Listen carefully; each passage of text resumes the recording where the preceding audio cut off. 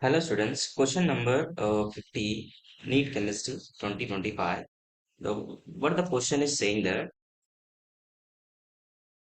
So the energy and radius of first bohr orbit of helium positive ion, lithium to positive ion. So they're asking the energy of helium positive ion of first bohr orbit as well as energy as well as radius for both helium positive and lithium to positive ion. Now, what is the formula we have? So we have the formula for energy. Energy, energy for nth orbit is equal to, so here minus 13.6. So Z square by En square we have. This is general formula. And this having the units electron volt per atom that we have.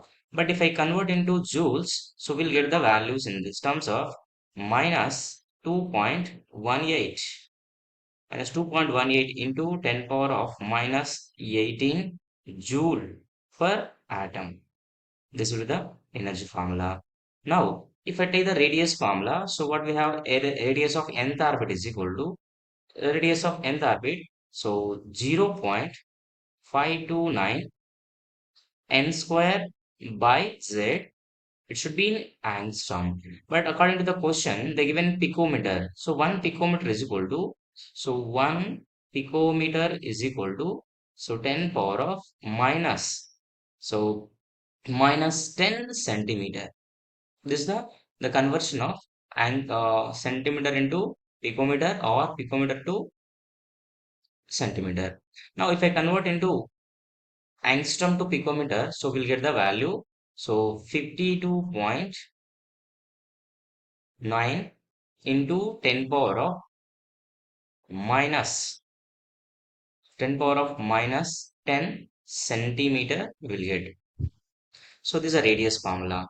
So now first we'll see the, for example, so this kind of questions we have to go for elimination method. So let me find out the first for the case of lithium energy I'll find out. So if I get the lithium energy, then I will get to know. So what is the value of the remaining? Now, so here, so energy of first bohr orbit of helium positive I'm finding out. Helium positive ion. For this case, atomic number for helium is 2. Now energy is equal to, so what is the value? Minus 2.18 into 10 power of minus 18 into. So what we have? Z square by n square. Z square will be how much? 2. 2 square by n square. N square value, they said first board orbit. So in that case, n value equal to 1 both cases. So 1 square. So after solving this, you are getting the value. So minus, let me calculate in the calculator. So after solving this, you will get the value approximately minus 8.72 will get it. Minus 8.72, you will get the answer. 8.72 into 10 power of minus 18 joule. This is the energy. Now just check it out.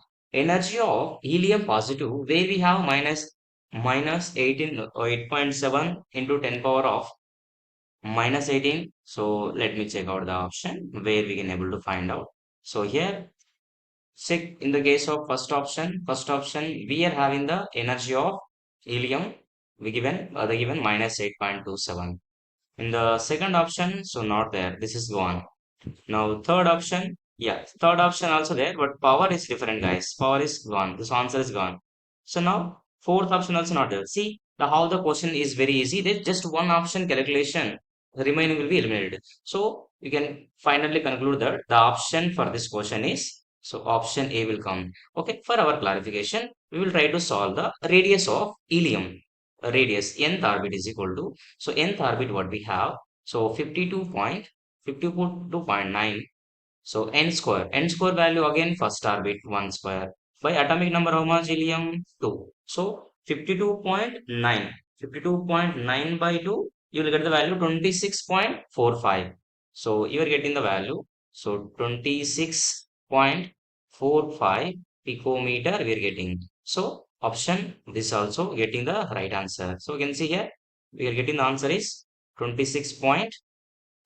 So this also coming. Let me calculate the along with that for the case of energy of lithium positive. So that we'll get idea whether we are getting the right answer or not for our verification. So first one is completed. Now second one. So lithium positive ion, 2 positive ion, n is equal to 1 again, z is equal to again 3, atomic number of lithium is 3. So let me calculate first energy of the lithium. So here minus 2.18 into 10 power of minus 18 into z square 3 square 9 by n square 1. So here 2.18 into 9. So I'm getting 19 point, so 19.62 I'm getting. So we're getting the value minus 19.62 into 10 power of into 10 power of minus 18 joules we got it. So that also there in the first option. You can see here 19.2 will be there in the first option. So finally it's confirmed that the option will be A is the correct option for us. Thank you guys. Now we'll go to the second question. So in that 51 question, what they're telling is very, very important question, guys. So the question was, so which of the following are paramagnetic in nature? First of all, what is meant by paramagnetic? So let me explain here. So paramagnetic here, paramagnetic. So paramagnetic is nothing but so the substances which have unpaired electrons, unpaired electrons, those are calling as a paramagnetic. That means what happened, what exactly meaning by paramagnetic? So paramagnetic is tell you that, so whenever if we are applying the external field, when we are applying the external field to the magnet the substances, so it attracts the it attracts the external magnetic field, external magnetic field.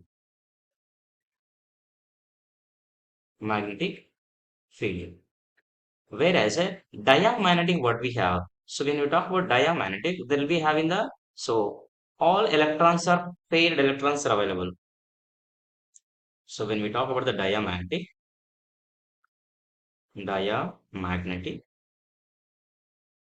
So in this case of diamagnetic, what happened? Those substances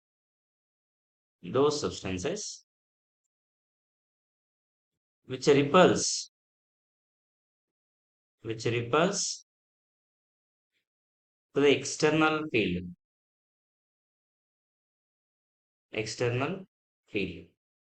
This one.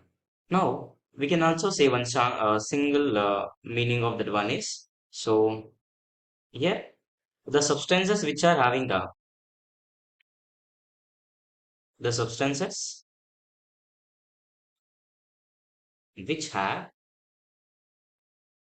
paired electrons fully, paired electrons or diamagnetic species. So these are the basic definition of diamagnetic species. Now in the given question they're asking only paramagnetic. That means what happened? So we have to see the where the unpaired electrons are available. See guys, the only the very beautiful thing is for this question is that weak field ligand, weak field ligand, weak field ligand are present, then it becomes high spin complex, high spin complex, high spin complex. High spin complex nothing but it is a more number of unpaired electrons are available. So it is a paramagnetic species. This one. So whereas a strong field. Whereas a strong field ligand, strong field ligand, so they have low spin complexes. They show the low spin complexes. They show the low spin complexes. So these substances show low spin complex.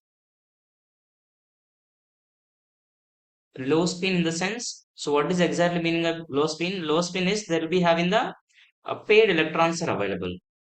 So they'll be having the paired electrons are available. Low spin in the sense, so paired number of electrons are available. Paired electrons. Now there you can see this one, this order they given, right? So the order of spectrochemical series, guys, this table series is very, very important that I've taken very like combination of different books. So just check it out here. First, halogens. So iodine, hydro, bromido, sulfide, isocyanide, chlorido. So this order, you can see find out there the given complexes. So the given complexes, chlorine is clearly telling that pairing will not take place because it is a weak field ligand. Along with this, nickel also, nickel water. Water also is a kind of a weak field ligand. So water and chlorine ligands will be acting as a weak field ligand. They both will have the unpaired electrons. Then what about the cyanide as well as carbonyl as well as triphenylphosphine? In that case, what happened? These three people are strong field ligand. So here, first one, nickel, carbonyl, this one. So nickel, carbonyl, this should be 4, right? Yes. Yeah, nickel carbonyl. So here if I write the electronic configuration of nickel, so nickel configuration, atomic number of nickel is 28. So Ar, argon, 4s2, 3d, 8. Now, so here you can see here, nickel having the zero oxidation state. Nickel having the zero oxidation state. That means let us draw this one here. Let me write 3d. 3d here. So five orbitals are there in this one, two, three, four. Now fill the electrons into this one. So when we fill the electrons here, so let me select the pen. That will looks good. So here, first one, two, three, four, five, six, seven, eight. Now, along with that, there is a s electrons also will pair up into this one. So that becomes what happened? It becomes completely fully filled. So now here, d orbital is fully paired up. So what is left out here now? 4s empty orbital left out. Now, along with that, so 4p also will be having the empty orbital in this case, 3 orbitals. So here, how many ligands are there? 4 ligands are available. 4 ligands means we require 4 empty orbitals. So, so here, 4 ligands are available. 4 ligands are present. Then requires 4 empty orbital. Requires 4 empty orbital. 4 empty orbital. That means here, so one will come here CO, another CO will come here, another CO will come here, another CO will come here. What happened here? 1s, 3p. So sp3 hybridization, sp3 hybridization, sp3 hybridization. So like that, same in the case of nickel cyanide will come dsp2, as well as what else we have? We also have triphenylphosphine. There also will get a square planar. That means three cases will pair up. Only A case, D case will not pair up. That is option is. So C is the correct option for this. A and D.